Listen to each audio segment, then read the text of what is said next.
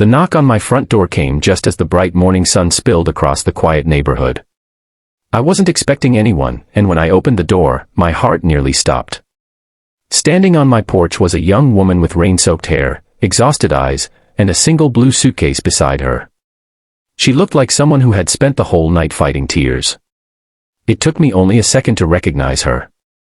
It was Rowan Mercer, my childhood best friend, the girl who had disappeared from my life 12 years ago without a goodbye. She looked at me with trembling hope, as if I was the last safe place left in the world. Before we continue, if you believe kindness and second chances can change someone's life, please take a moment to like this video, leave a comment, share it with someone you care about, and subscribe to Midnight Love Stories for more emotional stories that stay with you long after they end. For a long moment neither of us moved. The years between us felt impossibly heavy, yet somehow vanished the instant our eyes met. We had grown up in the same little town, spending endless summer afternoons riding bicycles through tree-lined streets, building forts beside the creek, and promising that no matter where life took us, we'd always be there for each other. But life had a way of breaking promises that children believed would last forever.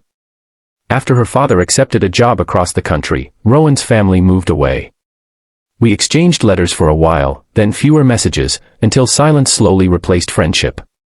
I often wondered where life had taken her, but eventually I convinced myself she had simply forgotten me. Now she stood before me carrying everything she owned inside one worn suitcase. I invited her inside without asking questions. The warmth of the house contrasted sharply with the uncertainty written across her face.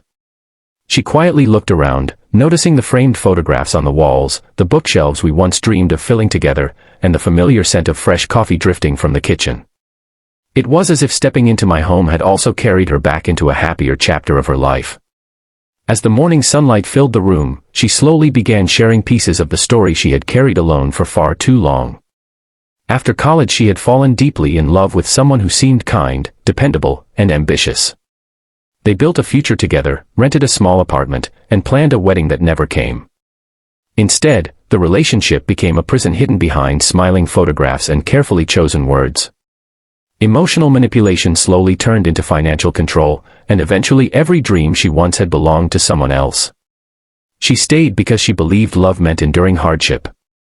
By the time she realized she deserved better, she had lost almost everything except her determination to survive.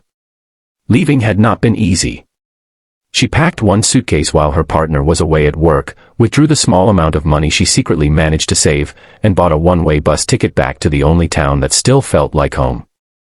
During the long journey she searched her memories for one person who had once made her feel completely safe. Every road led back to me. Listening to her story filled me with both sadness and guilt. I kept wondering whether things might have been different if we had somehow stayed in touch all those years. But regret could not rewrite the past. What mattered now was helping her rebuild the future she deserved. The following weeks slowly transformed both our lives. Rowan found comfort in ordinary routines that most people barely notice. Morning walks beneath clear blue skies became moments where she could finally breathe freely. We shared breakfast on the back porch while birds sang from the nearby trees. Sometimes healing wasn't dramatic. Sometimes it looked like laughter returning after months of silence or sleeping peacefully without fear for the first time in years. She found a temporary job at a local bookstore whose owner admired her kindness and quiet determination. Every evening she returned home carrying stories about customers, old novels, and children excited to discover their first favorite books. The light gradually returned to her eyes. It wasn't instant, and it certainly wasn't perfect, but every new day gave her another reason to believe that broken lives could still become beautiful. Watching her rediscover herself changed something inside me as well. I had spent years believing success meant promotions, larger paychecks, and busier schedules. Rowan reminded me that real wealth was having someone who would open their door without asking for explanations when your entire world collapsed. Friendship wasn't measured by the years you stayed in contact but by whether your heart still recognized someone after time tried to erase them. One warm afternoon we visited the old creek where we had spent countless childhood summers. The trees were taller, the water moved a little slower, and the wooden bridge had been replaced, yet somehow everything still felt familiar. Standing there, I realized life had quietly brought us full circle. We weren't the carefree children we once were, but perhaps we were stronger because of everything we had survived. Months later, Rowan rented a small apartment of her own just a few streets away. She decorated it with second-hand furniture, colorful plants, and shelves filled with books she loved.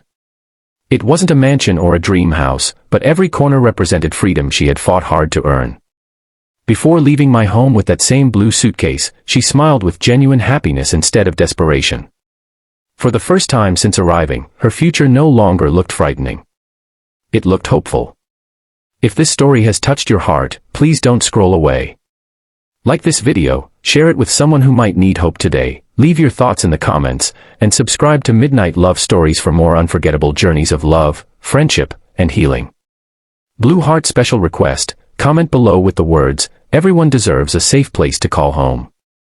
Sometimes the greatest act of love isn't a grand romantic gesture or an expensive gift. Sometimes it's simply opening your door when someone has nowhere left to go. We never know whose life might change because we chose compassion instead of questions, hope instead of judgment, and friendship instead of distance. And perhaps that's the quiet miracle of second chances. They don't erase yesterday's pain, but they remind us that tomorrow is still waiting to be written.